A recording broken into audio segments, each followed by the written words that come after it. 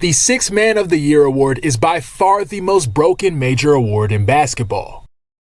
Okay, maybe not by far, but still, I think the Sixth Man of the Year is the worst award in the NBA and one of the worst awards in sports because the criteria for the achievement and the way people vote are diametrically opposed to one another. The Sixth Man of the Year, correct me if I'm wrong, is supposed to be the award given to the league's best performing player who came off the bench, the non-starter who has provided the most positive impact to his team's performance. Whenever it comes time to give out the actual award though, votes aren't given out based on who provides the most value as a bench player. It goes to the most fun player or the biggest name who comes off the bench and has good scoring numbers. Now, a decent amount of the time, the player who scores the most coming off the bench is the one that provides the most value to their team. The objective of basketball is to score after all, but there are so many more ways players can increase their team's chances of winning. And the real error in the Sixth Man of the Year is not just that these guys aren't winning the award, it's that most of the guys that are doing all the little things right aren't even getting votes. In walks the Sweatshop Sixth Man of the Year, or to be even more accurate, Sixth Man of the Decade. That's right, we've made our own award to combat the official one's incompetence. The extensive details of our criteria are listed on the screen. Pause if you want to read, but to make a long story short, we are removing all biases from the voting process and just looking at the raw advanced stats that are best able to encompass everything a player does on the court. We've compiled a data set of every single high-minute bench player from the last decade of basketball and singled out the 10 best amongst them according to advanced stats. That way we can talk about some of the actual best six men in league history and give them some of the props that the NBA seems to be allergic to giving them. Some players have 2, 3, even 4 seasons in the top 10, so we will be ignoring multiple seasons from the same player and only talk about their highest rated season. Before we get into the actual list though, there are several honorable mentions who just missed the cut that I feel like we should talk about at least briefly. Starting with 2016-17 Andre Iguodala, one of the most underrated players of the 2010s, the quintessential point forward, the linchpin of the death lineup Warriors. 2014-15 Isaiah Thomas, probably the most fun player of the 2010s, the most accurate representation of David vs. Goliath in the modern NBA. 2019-20 George Hill, solid two-way starting guard throughout his whole career who cranked up his efficiency to the maximum once he got to Milwaukee. And our final honorable mention, and his freedom. And his freedom? Yes, and his freedom. He kinda cringe and his defense is suspect, but 12.7 points per game and 8.1 rebounds in 21 minutes is excellent production. Okay, get these bums out the way. Now it's time for the actual list, starting with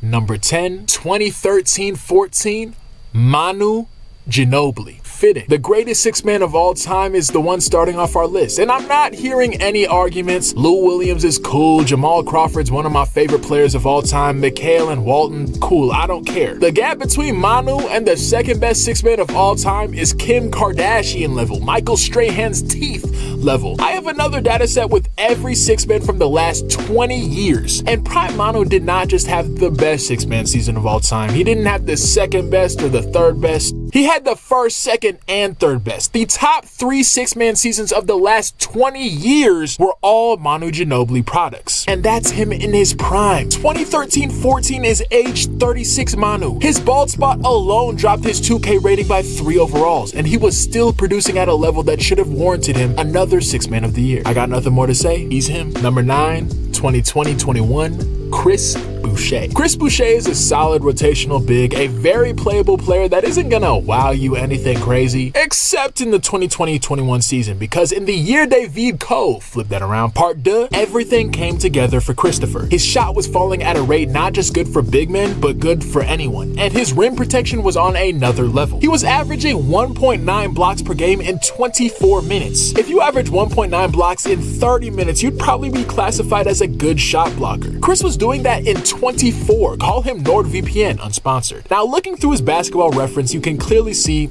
okay, Chris was a vidco baby. His efficiency and rim protection have never come close to the bar he set that season. But man, what a season that was. Number 8, 2021-22, Kevin Love. Grandpa Kevin was doing a little bit of tanking his own reputation in 2020-21. I don't know if the dementia was hitting especially strong, if he was reminiscent about his days with Bron. The Cavs were just so at the time that his mood was clearly ruined. I don't know. But whatever was the issue, he clearly fixed it in 2022. 13.6 points, 7 rebounds, elite efficiency, just a really quality stretch four in today's NBA, who used this elite six-man production to catapult himself into a very nice career twilight. Number 7, Lemon Pepper Lou. The greatest six-man of the last decade holds up pretty well in the statistical conversation. I'll be honest, when I originally made this list, Lou Williams was the exact type of player I thought would fall in the rankings. Undersized guard who just scores. That's the quintessential hoopers love him but stats hate him type of guy. But no, Lou gets the best of both worlds. And on the surface, it's difficult to see why. The man's a talented shot maker, one of the best ever, but he's kind of inefficient as far as field goal percentage goes. But when you throw in free throw rate, you see why the advanced stats glaze this man almost as much as the players do. He's also just chill as fuck. Number 6, 2020 Jinglin Joe Ingles. Jinglin Joe, the most Australian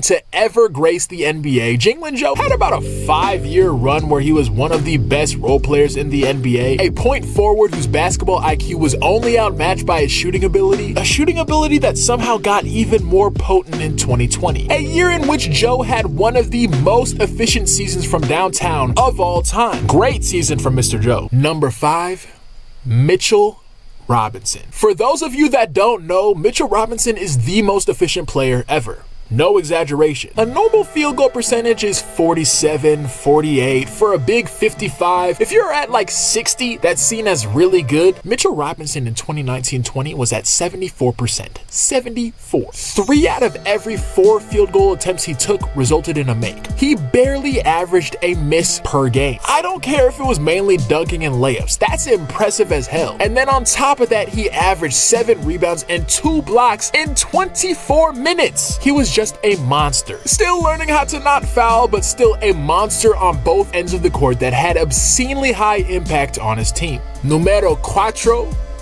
2018 Domantas Sabonis. In 2017, the Pacers traded Paul George to the OKC Thunder for Victor Oladipo and Domantas Sabonis straight up. And following this trade, I can't think of a single person who thought this was a good move for Indiana. The highest trade grade was probably like a C. No one thought they got back enough for one of the best players in their franchise's history. And they almost immediately proved everyone wrong. The moment Victor Oladipo got to a roster where he could take more than 3 dribbles before he had to pass it, he flourished. And the moment Sabonis was actually allowed to play his proper position, he showed that he's probably going to be a pretty good player in this league for years to come, and that he was, or has been. Looking back on his junior season in 2018, the year after he got traded, you can see the beginning of a lot of the skills that make him great now. The excellent screening, the passing, the mid-range, the finishing ability. It was all there, just toned down a little bit. And even a toned down Sabonis was one of the best 6 men we have ever seen. Number 3, Dwight Powell. Now, I'd be lying if I said I expected Dwight Powell to be on this list. I know he's a good role player, but 3rd best 6 man of the last decade, I feel like that was kind of pushing it for me. But the whole point of this list is to put preconceived notions to the side and focus solely on the numbers and the value they provide on the court. And I'd be lying if I said 2018-19 wasn't a good year for Dwight Powell. I think the main reason this year was so good for Dwight was because this year was kind of the cross-section between his full offensive development and the opportunity. This was the last year of Dirk Nowitzki and the first year of Luka Doncic, so it was kind of in that sweet spot of opportunity for the surrounding role players on the team, and Dwight clearly took advantage of that. He had very good scoring numbers, best of his career, and this was also the time where he still had all of his athleticism before the injury, so he still had pretty decent defense. So yeah, Dwight Powell, good for you getting up this high. Number 2,